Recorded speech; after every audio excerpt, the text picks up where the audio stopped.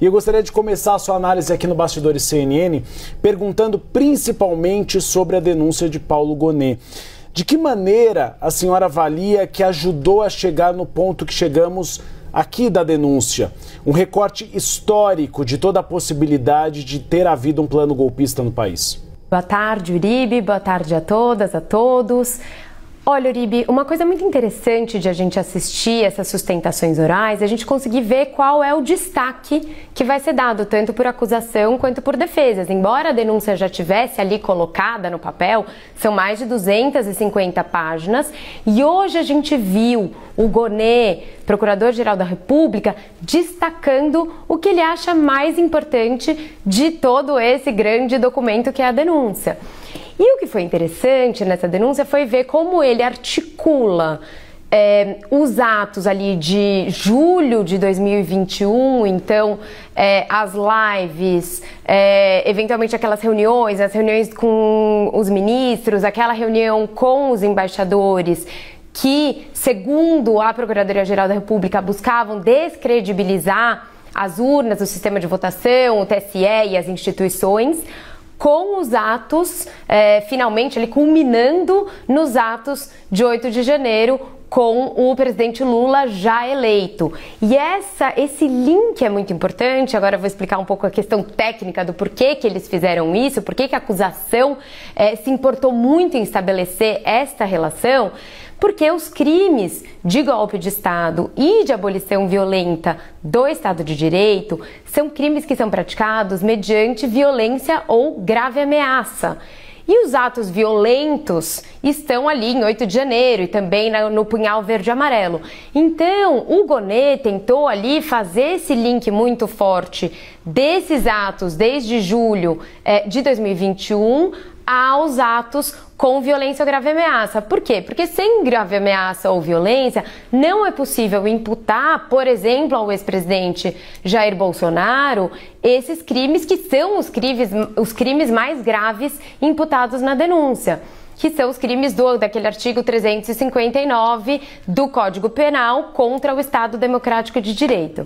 Outra coisa interessante que surgiu ali no julgamento, também do ponto de vista agora das sustentações orais da defesa, portanto, são esses destaques tanto de parte dos investigados, de tentar se distanciar dos fatos. Em momento algum, veja, isso é muito interessante, eles minimizaram a importância ou a gravidade dos fatos, mas tentaram ali, alguns deles, se distanciar desses fatos de 8 de janeiro, desses fatos praticados com violência ou grave ameaça. E, de outro lado, a estratégia da defesa de Jair Bolsonaro e de Braga Neto de destacar as questões processuais que já foram levantadas aqui. Então, o acesso a toda a documentação coletada ali nas buscas e apreensão e também um destaque muito forte para problemas na delação do Mauro Cid.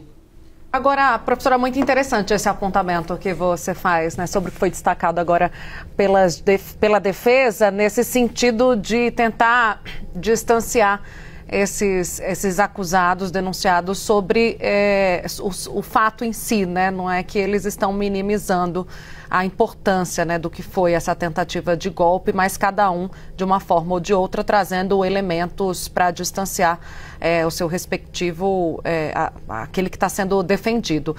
Interessante esse apontamento, professora, mas eu queria me debruçar um pouco mais sobre a insistência das defesas em relação a isso que a senhora cita também. Documento que não chegou na integralidade, segundo quase todos os advogados reclamam sobre isso, né? A prática do dumping, né, que é apresentar um volume muito alto de documentação e aí que eles não tiveram, segundo os advogados, tempo hábil para se debruçar sobre tudo, recortes que foram feitos, inclusive da delação, foi pedida a integralidade das mensagens, dos áudios do Mauro Cid, e, segundo a defesa, isso não foi entregue, e a tentativa de descredibilizar, inclusive, a colaboração, sob o argumento de que, como teve parte da delação vazada à imprensa, ela não deveria ter sido mantida. Insistir em todos esses argumentos, que não é novidade, né? A gente já vem ouvindo os advogados falar sobre isso anteriormente, logo quando a denúncia foi apresentada. A insistência sobre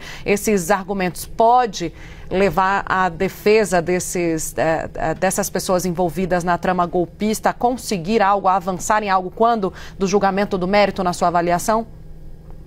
Na minha avaliação sobre esses argumentos processuais, que todo mundo já está dizendo aqui, provavelmente serão superados até agora na sessão da tarde, é a de que a defesa sempre vai buscar insistir na questão das regras processuais, porque embora ela naquele momento não passe, ou o que foi dito ali seja superado naquele momento, dependendo em outro momento político, essa questão pode voltar. É muito do que a gente viu acontecer, inclusive, na Lava Jato. Então, muitos dos argumentos que estavam sendo ditos pela defesa há muito tempo, sobre violações de regra de processo, inclusive cerceamento de defesa, questões de competência, não foram acatadas por muito tempo e aí foram acatadas depois. Então, na minha visão, a defesa faz isso porque você tem que falar, isso é até uma regra processual, a gente tem que falar tudo naquele momento em que o problema surge. Então, se tem uma nulidade, ela tem que ser apontada desde logo, até para que não seja argumentado lá no final,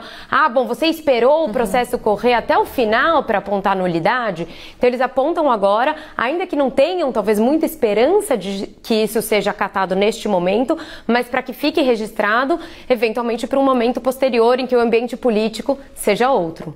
Professora, juridicamente, claro, as estratégias da defesa podem ir por vários caminhos, mas eu gostaria de ouvi-la na questão jurídica em si. Faz sentido dois pedidos da defesa? Um deles, a suspeição, por exemplo, de Alexandre de Moraes, que era alvo do punhal verde e amarelo, até de um plano de assassinato. E segundo, faz sentido um julgamento do mérito na primeira turma e não no plenário do Supremo Tribunal Federal? Ambos os argumentos são fortes e fazem sentido. A questão de uma pessoa que é vítima julgar o seu próprio caso é problemática, embora consiga ver também o lado do Supremo Tribunal Federal disso tudo, de que eventualmente você teria uma possibilidade de gerar suspeição em relação a cada um dos ministros e dessa forma inviabilizar o julgamento pelo próprio Supremo Tribunal Federal. Isso é um caso muito sui generis, em que a gente tem presidente sendo acusado de tentar, inclusive, participar de uma organização criminosa com vítimas que seriam ministros do Supremo Tribunal Federal. Mas faz sentido a alegação, sim. A ideia de imparcialidade é muito forte no processo penal e a ideia de que a pessoa pode estar envolvida nos próprios fatos que ela está julgando é problemática. A alegação também das defesas, de que este era um caso que deveria ser julgado pelo plenário, ela tem fundamento. Por quê? Porque embora o regimento do Supremo Tribunal Federal tenha mudado essa regra em 2023 e diga que as ações penais originárias devem ser julgadas pelas turmas, há a possibilidade de destaque em determinados casos. E o ponto da defesa de que esse é um caso excepcional é um argumento forte. Agora, de outro lado, existe também um argumento que justamente por ser este um caso complexo, excepcional, ele deve seguir ali as regras de todos os outros casos, para não se dizer, no final das contas, que esse foi um caso que foi julgado por exceção. Então vejam, como quase tudo no direito, existem dois lados, mas há força nos dois argumentos, embora a previsão